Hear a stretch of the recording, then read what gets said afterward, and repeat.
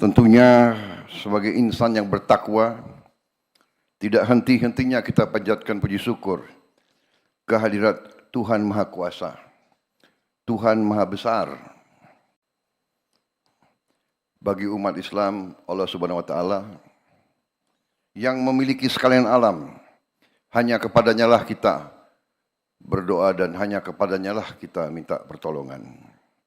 Kita bersyukur atas segala karunia yang diberikan kepada kita, atas kondisi bangsa yang damai dan sejuk, atas kesehatan dan nafas yang masih diberikan kepada kita sekalian, sehingga kita dapat hadir berkumpul di tempat ini dalam keadaan tidak kekurangan sesuatu apapun. Saudara-saudara sekalian, Menko Infrastruktur yang saya hormati, terima kasih atas undangan ini dan terima kasih atas penyelenggaraan dan pengaturan yang baik dan tertib. Juga terima kasih atas sambutan Saudara Menko, karena memang sudah lengkap sebetulnya, tidak perlu panjang lebar keynote address saya. Sudah lengkap kan yang beliau sampaikan. Tapi saya senang karena berarti saya tidak salah pilih Menko Infrastruktur.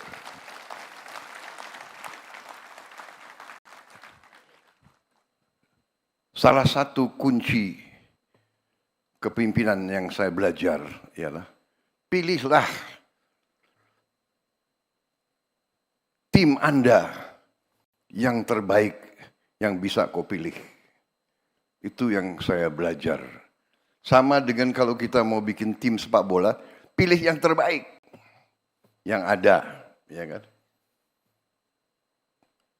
Kalau memang belum berhasil, minimal kita berusaha, kan begitu. Jadi, kenapa saya sebut ini? Karena saya terus terang saja, memberi pengarahan itu tidak terlalu sering. Memberi petunjuk tidak terlalu sering. Dan tidak terlalu lama. Saya memberi petunjuk kepada Saudara Yudhoyono ini, Saudara AHY, tidak sering dan tidak panjang lebar. Saya sampaikan ini intinya. Beliau bisa nangkap, dan saudara-saudara, tadi ini yang beliau sampaikan, inilah sebenarnya yang sedang kita kerjakan. Jadi saudara-saudara sekalian, kita akui masih banyak tantangan, masih banyak kesulitan. Kita akui bahwa kita harus mengejar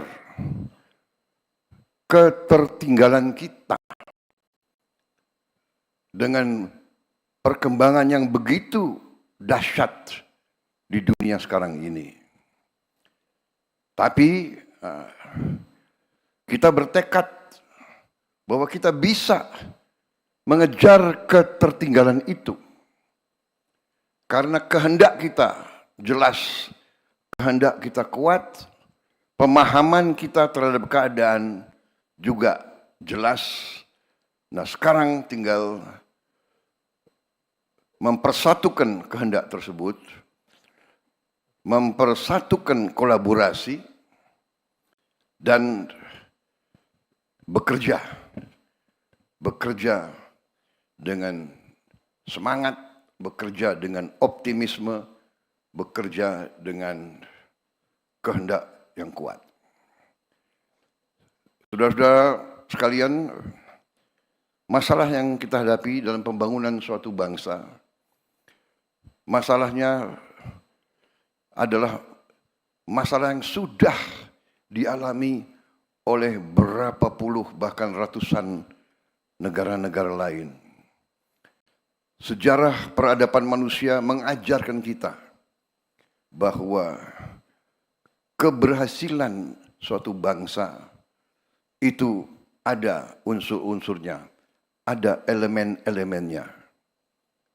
tentunya harus ada sistem politik, sistem kenegaraan yang berfungsi. Sistem kenegaraan itu menyangkut sistem hukum yang berkeadilan, yang berfungsi. Kemudian dengan sistem tersebut terpilihlah unsur-unsur pimpinan di bidang eksekutif, di bidang yudikatif, dan di bidang legislatif. Kita sekarang sedang berbicara masalah tugas kita sebagai eksekutif. Baru saja tadi pagi saya berurusan dengan yudikatif. Dan legislatif terus-menerus mengawasi kita dan menopang kebutuhan-kebutuhan anggaran kita. Urusan pembangunan suatu negara adalah urusan penggunaan dan pengelolaan sumber daya dan kekayaan suatu bangsa. Tugas kita bersama, para eksekutif, adalah bagaimana kita menjaga dan mengelola sumber daya dan kekayaan tersebut. Kemudian, setelah kita menghadapi dan mengalami dan setelah kita mengidentifikasi masalah-masalah pokok bangsa, kita datang dengan solusi-solusi. Kita tidak takut dengan hambatan, kita tidak takut dengan kesulitan, tidak takut dengan ancaman. Kita akan hadapi kesulitan tersebut. Kita akan hadapi dengan cepat dan kita akan cari solusi dengan cepat dan kita akan kerjakan. Saudara-saudara sekalian,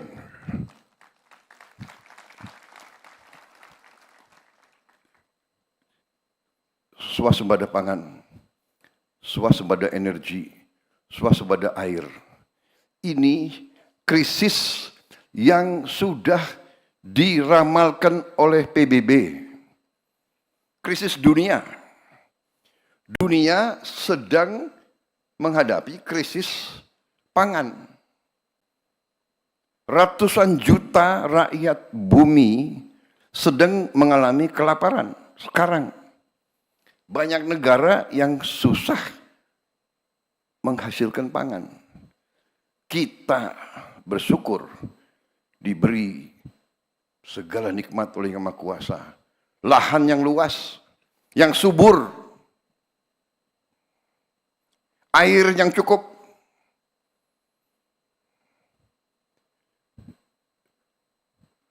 sumber daya di atas dan di dalam bumi, di laut dan di bawah laut. Segala kekayaan kita, sesuatu yang patut kita bersyukur. Sejak saya ambil alih pemerintahan, saya belajar, saya lihat angka-angka.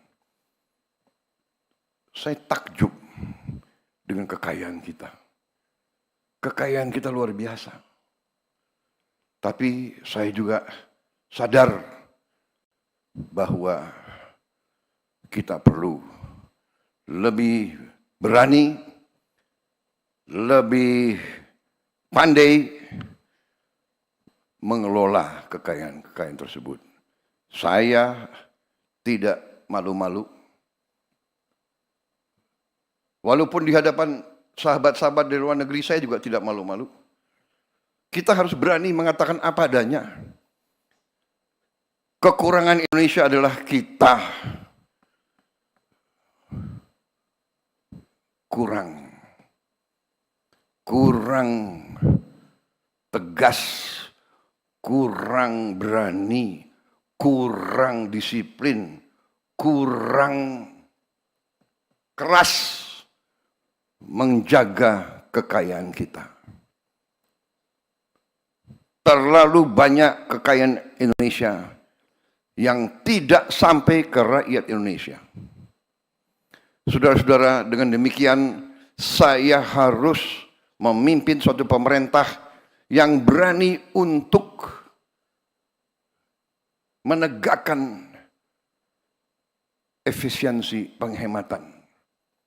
Dengan efisiensi penghematan, kita bisa investasi di hal-hal yang sangat penting. Saya terima kasih Menko Infrastruktur dan menteri-menteri bisa memahami ini, bahwa sekarang ini yang saya ingin amankan adalah sumber pangan Indonesia dan sumber energi. Dan alhamdulillah tanda-tanda sudah jelas di hadapan mata dengan kebijakan-kebijakan kita dalam beberapa bulan ini. Dan sekali lagi saya tekankan, peranan dari pemerintah sebelum pemerintah yang saya pimpin harus saya tegaskan di sini, bahwa transisi dari pemerintah Pak Jokowi kepada saya adalah yang ikut menentukan bahwa kita sekarang bisa bekerja dengan cepat. Saudara-saudara sekalian, kita harus berani mengakui kebaikan dan keberhasilan pemerintah-pemerintah sebelum kita.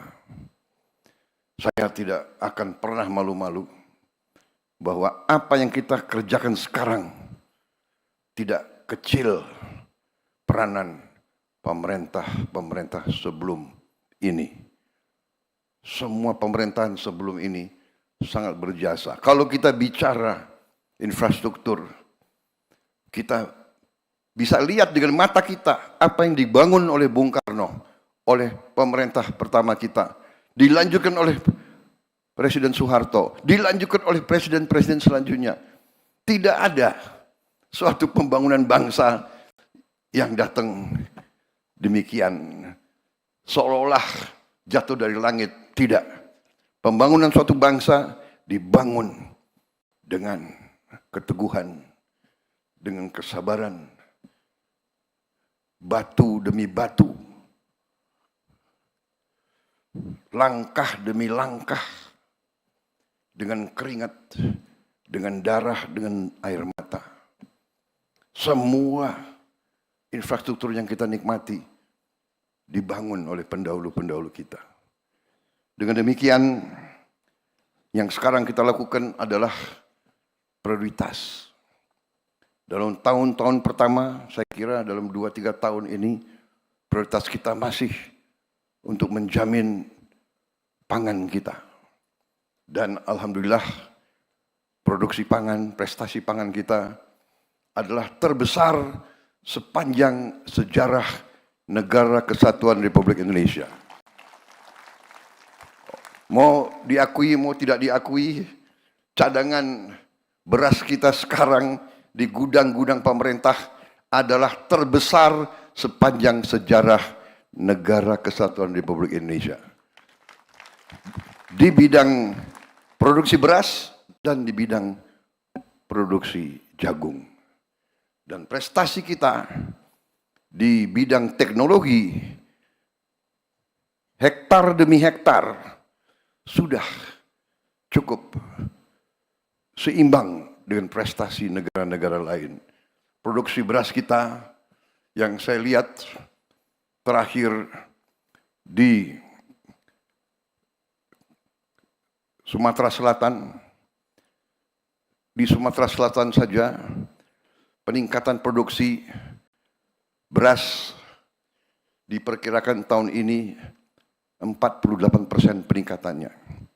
Di kuartal pertama ini sudah 48%. Diperkirakan ini akan terus. Produksi per hektar pun sangat menggembirakan. Yang biasanya 3-4 ton gabah per hektar, sekarang sudah 678 ton. Sangat luar biasa. Di beberapa tempat bukan saja 3 kali panen, ada beberapa tempat di Indonesia sudah 4 kali panen 1 tahun, saudara-saudara sekalian. Saya kira ini prestasi dunia yang perlu kita banggakan. Dan kita akan terus. Bagaimana kita bisa mencapai prestasi ini dalam waktu dekat? Karena kita melakukan efisiensi. Kita melakukan deregulasi. Peraturan yang kita bikin sendiri yang menghambat diri kita sendiri. Birokrasi yang bertele-tele. Saudara-saudara,